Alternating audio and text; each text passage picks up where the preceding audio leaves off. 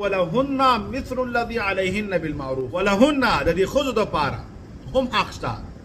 په مثل د هغه حقونو چې خاوندانو ستاسو دي په دې ښځو باندې. تاسو نه چې یوازې د خاوند حق شته او د ښځې نه شته. موږ اکثره یو طرف بیانو او یې لکه د پلار حق دی خو د بچي حق هم شته. د بچي ښه تربیت دا اولنی حق دی. دا معاشرې ته ښه رجل او ښه فرد ورکول دي. نو څرنګه چې د خاوند حق شته نو دغه شان د ښځې حق هم شته. خاوند غواړي چې ښځه سینګار کړي ښه جوړه او ځان پاک را پاک کړي نو دغه شان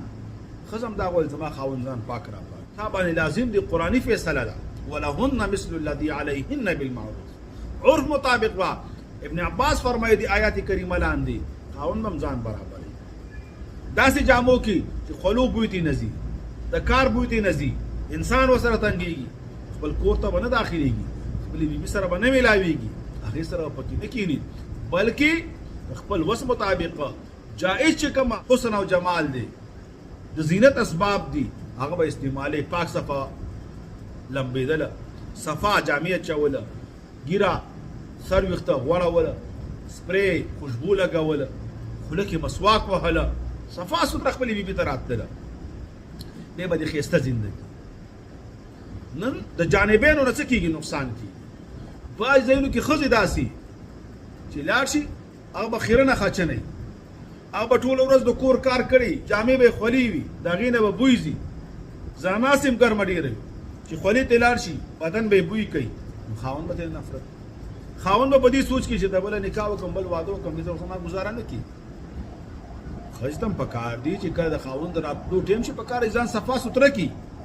پاکه کې خوشبو ولګوي ښه لباس واغوندي. لباس د چا دی خو د خو پلار ته کور نه یې راوړی دی ښځې همدې خاوند ورته کړی. دغه ښځه دومره ظالمه ده چې سبا به پلار کره ځي د واده یا بل څه خوشحالي شي نو بیا ښه جوړه واچي ښه لوبټه راوالي ښه ځان سره سپینه کړي هلته روان شي. دې دپاره بهر د کوره تلل ساده وتل پکار خپل خاوند ته ځان ښایسته کول دا یو مستحب عمل دی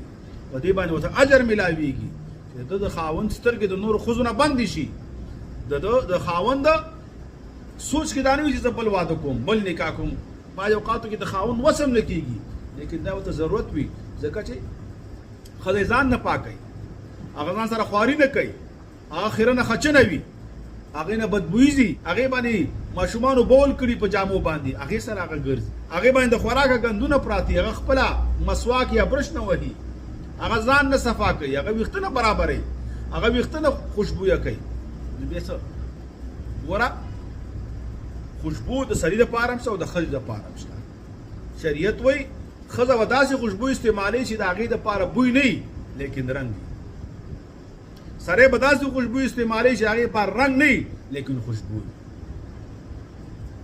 خبره باندې د خپل خاوند دپاره ښځه په خپلې کمرې کې هر څه کولی شي خو بار بې هغه حدیث کې راځي چې د یوې ښځې د بدن خوشبویي په بل چا ولګېدله د باندې جنت بوی هم حرام دی. دا دپاره عظیمه ګناه ده لیکن د دواړو طرف نه افراط تفریط ده. باید سړي داسې وي چې هغه خچن خیرن وي ځان خیال نه ساتي ډېري مزدوري هر څه د بهر کار دی کور ته چې راځي ښه صفا سوتره ځان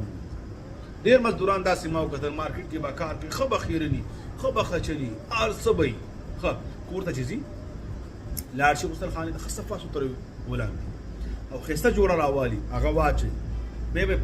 پوهېږي نه چې دا دوکاندار دی دا نیت دی او که دا مزدور دی په ښایسته جامو کې کور ته لاړ شي ښه غریب سړی وي بیا په هغې جامو کې راشي بیا دلته بدلې کړي ښه کار وکړي د ورځې مازدیګر بیا دغه شان په صفا سوتره لاړ شي. جو سړی داسې کوي پکار ده چې ښځه هم دغه شان وکړي ټوله ورځ د کار کوي صفایي دې کوي پوه شي د خاوند راتلو ټایم دی پکار چې غلام وي صفا سوتره جوړه واچوي ښه پایا عزت یې هغې ته کښېني هغې ته اوبه کښېږدي مخې ته او دا یاد وساتئ چې کله یوه ښځه د خاوند ډېر خیال ساتي نو دې خاوند ته بیا د دنیا دا کار مزه ورکوي بیا دا بار په